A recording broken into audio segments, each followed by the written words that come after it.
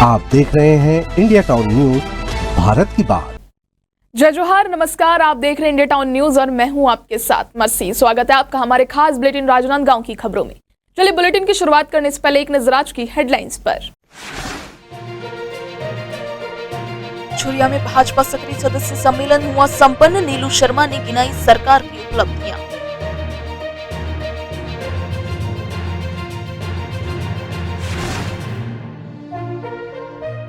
गेंदाटोला के फाफामार गांव में भाजपा का सक्रिय कार्यकर्ता सम्मेलन। 100 कार्यकर्ताओं को किया गया सम्मानित।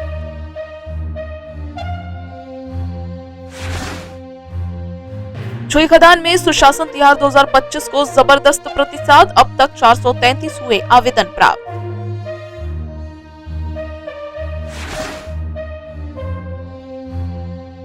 बेमित्र कलेक्टर रणबीर शर्मा का नवागढ़ दौरा। अस्पताल और नम का किया औचक निरीक्षण।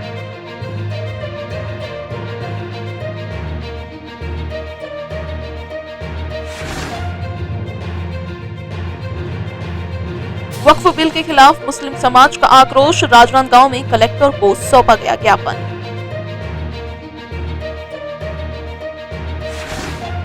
चलिए बुलेटिन की शुरुआत करते हैं छुरिया से, जहां छुरिया जनपद पंचायत के सामुदायिक भवन में भारतीय जनता पार्टी द्वारा सक्रिय सदस्य सम्मेलन का आयोजन किया गया। इस अवसर पर जिला भाजपा उपाध्यक्ष ने पार्टी की स्थापना और उसके इतिहास पर विचार प्रकट किए। वहीं जिला पंचायत अध्यक्ष ने मोदी सरकार के 11 वर्षों की उपलब्धियों को विस्तार से बताया।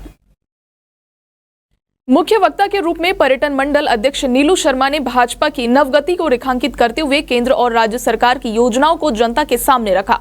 उन्होंने पूर्व सरकार की नाकामियों और भ्रष्टाचार के मुद्दों को उजागर करते हुए बताया कि भाजपा सरकार ने किसानों से जो वादे किए थे उन्हें 100% निभाया जा रहा है।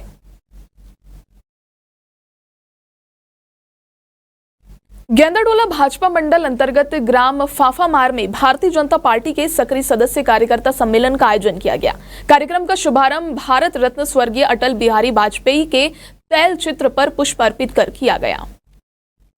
कार्यक्रम के मुख्य वक्ता जिला पंचायत अध्यक्ष रही, जिन्होंने भाजपा की स्थापना, इतिहास और विकास यात्रा की जानकारी दी। इसके पश्चात जनपद अध्यक्ष ने मोदी सरकार के 11 वर्षों के सफल कार्यक्रम की प्रमुख उपलब्धियों के बारे में बताया। सम्मेलन के दौरान मंडल के सभी 11 सक्रिय सदस्यों को भाजपा का गमछा पहनाकर सम्मानित किया गया, जो संगठन की एकजुटता और प्रतिबद्धता का प्रतीक रहा। छुईखदान नगर पंचायत में प्रदेश सरकार द्वारा संचालित सुशासन तिहार 2025 को आमजन से सकारात्मक प्रक्रिया मिल रही है। कार्यक्रम के प्रथम चरण में 8 से 11 अप्रैल तक नगर के सभी 15 वार्डों में नागरिकों की समस्याओं और शिकायतों को दर्ज करने की प्रक्रिया चली।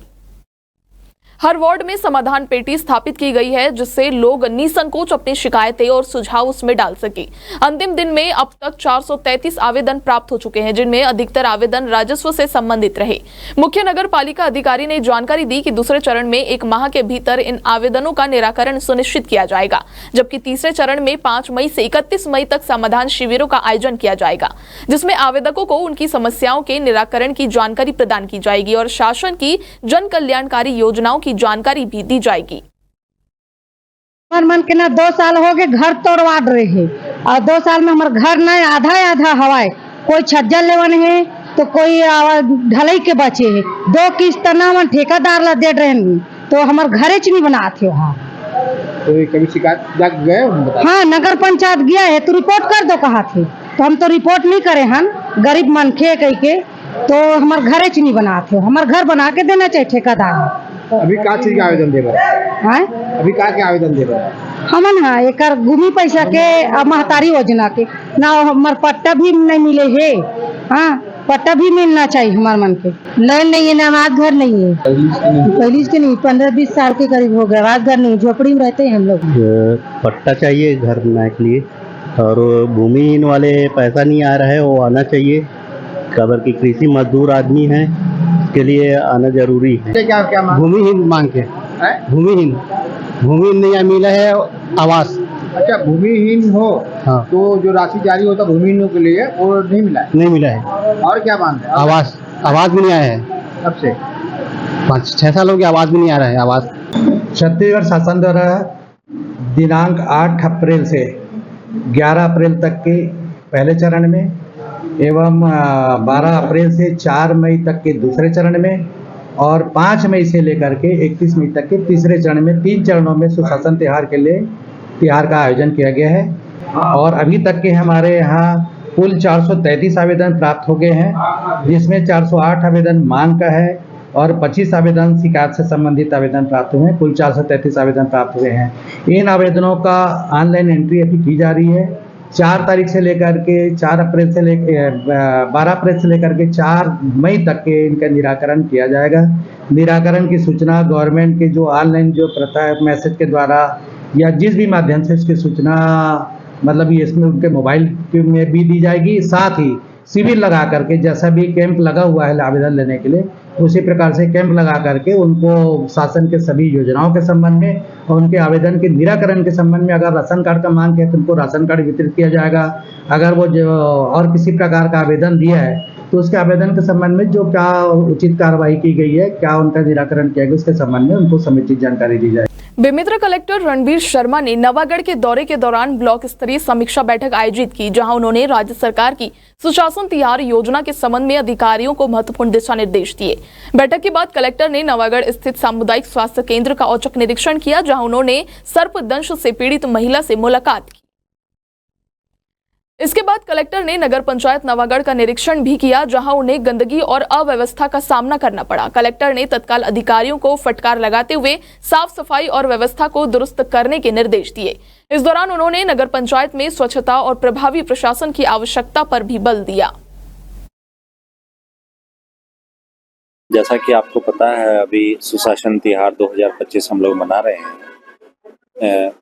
सुशासन तिहार 2025 की तैयारी के संबंध में आज जो है बैठक रखी गई थी नवागढ़ ब्लॉक मुख्यालय में। आज मैंने हॉस्पिटल का निरीक्षण किया। हॉस्पिटल में मरीजों के लिए क्या व्यवस्थाएं हैं। जैसे एक मरीज आज स्नेक बाइट का था तो उसको स्नेक बाइट की दवाई पर्याप्त मिल रही थी और उसका इलाज चल रहा था। एक पॉइजन का केस था, उसको भी जो है डॉक्टर साहब ने उसका इलाज किया है। तो साफ सफाई भी संतोषजनक थी। अभी सीएमओ कार्यालय का भी निरीक्षण किया है। सीएमओ कार्यालय में कुछ कमियां मिली हैं, कुछ सुधार की गुंजाइश है, उसके लिए सीएमओ साहब को मैंने निर्देशित किया है। और अभी 1 माह में हम जितने भी आवेदन हमारे पास आएंगे उनका निराकरण करेंगे और उसके बाद फिर 5 मई से 31 मई तक समाधान शिविर लगेंगे, जिसमें माननीय मुख्यमंत्री जी, माननीय प्रभारी मंत्री जी, माननीय मंत्रीगण एवं अन्य जनप्रतिनिधि उपस्थित होंगे और जो हमने इस 1 माह में निराकरण किया होगा वो उन शिविरों में जानकारी दी जाएगी। वक्त हो चुका है छोटे से ब्रेक का। खबरें और भी है, बने रहिए इंडिया टाउन न्यूज के साथ। अब खबर आपकी उंगलियों पर, हर खबर पर हमारा नजरिया। इंडिया टाउन न्यूज, भारत की बात। लोकसभा और राज्यसभा में वक्फ बोर्ड बिल पारित होने के बाद मुस्लिम समुदाय में गहरा आक्रोश है, जिसको लेकर समुदाय के लोगों ने कलेक्टर कार्यालय पहुंचकर एक ज्ञापन सौंपा, जिसमें बिल का विरोध और बिल को रद्द करने की मांग की गई। इंतजामिया नूरी मस्जिद के प्रतिनिधियों का कहना है कि ये वक्फ की जमीन को हड़पने की एक स्पष्ट साजिश है। वक्फ की संपत्ति उनका धार्मिक और सामुदायिक विरासत है, जिसे वे किसी भी कीमत पर नहीं छोड़ेंगे। ज्ञापन में यह भी कहा गया है कि सरकार द्वारा पारित ये कानून मुस्लिम समाज के हित में नहीं है, इसे तत्काल प्रभाव से वापस लिया जाए।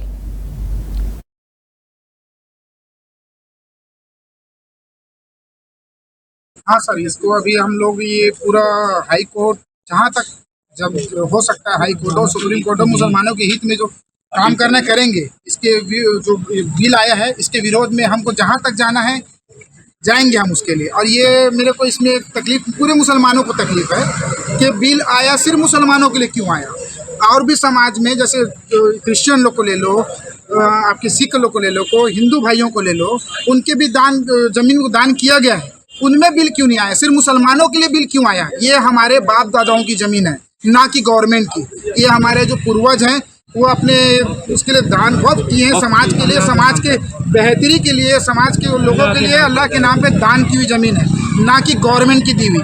तो गवर्नमेंट इसको हमसे कैसा छीन रही है। गवर्नमेंट का सिर्फ ये मंशा है कि हो सकता है कि मुसलमानों की पूरी ज़मीन को छीना जाए, इसलिए गवर्नमेंट ये बिल को लाई है। और इस बिल का ये काला कानून है, इसको गवर्नमेंट को वापस लेना पड़ेगा। इसके लिए लड़ाई लंबी लड़ना पड़े, हम लड़ेंगे, मरते दम तक इस लड़ाई को लड़ेंगे। हम लोग कलेक्टर साहब के पास गए थे वक्फ बिल संशोधन जो पास हुआ है उसके खिलाफ हम लोग ज्ञापन देने कलेक्टर साहब के पास गए थे। कलेक्टर साहब से मुलाकात नहीं हुई, टंडन साहब को अपन ज्ञापन दे के आए। जी, ये बिल पास हुआ, इसमें क्या क्या हो रहा है, मतलब क्यों मान रहा है? ये बहुत गलत हुआ है। खाली इस मुसलमानों के खिलाफ इस संशोधन जो हुआ है वक्फ बिल का बहुत गलत तरीके से हुआ है। ये नहीं होना चाहिए। इसमें मुसलमानों का कोई फायदा नहीं है, इसमें नुकसान है। आजकल के हालात को देखते हुए जो संशोधन बिल पास हुआ है मुसलमानों के खिलाफ, ये बहुत गलत हुआ है और दुर्देश के भावना से किया गया है। क्या चाह रहे बिल? खाली ये बिल फेल होना चाहिए। जो पहले था वो रहना चाहिए जैसा था पहले।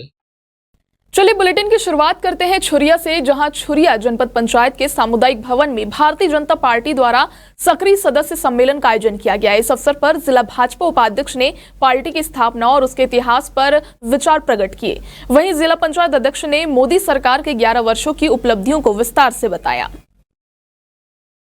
मुख्य वक्ता के रूप में पर्यटन मंडल अध्यक्ष नीलू शर्मा ने भाजपा की नवगति को रेखांकित करते हुए केंद्र और राज्य सरकार की योजनाओं को जनता के सामने रखा।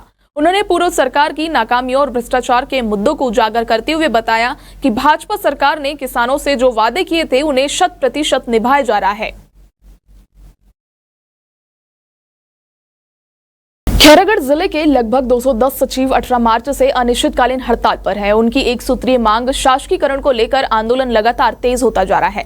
सचिव संघ ने अब सरकार पर दबाव बढ़ाने के लिए ब्लॉक स्तर पर क्रमिक भूख हड़ताल शुरू कर दी है। इस बीच पूर्व जनपद अध्यक्ष प्रतिनिधि विनोद ताम्रकार धरना स्थल पहुंचे और सचिवों के आंदोलन को खुला समर्थन देते हुए सचिवों की मांग पूरी तरह से जायज बताया। सचिव संघ के जिला अध्यक्ष लोकेश जंगेल ने कहा कि हड़ताल को अब 24 दिन हो चुके हैं। सरकार के वादा खिलाफी और बेरुखी रवैये के कारण हमें भूख हड़ताल का रास्ता अपनाना पड़ा है। अगर सरकार ने हमारी मांग नहीं मानी तो अगला पड़ाव जंतर मंतर दिल्ली होगा, जहां हम अपनी आवाज को प्रधानमंत्री तक पहुंचाएंगे।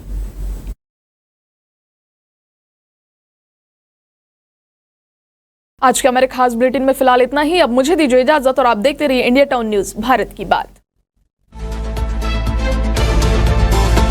आप देख रहे हैं इंडिया टाउन न्यूज, भारत की बात।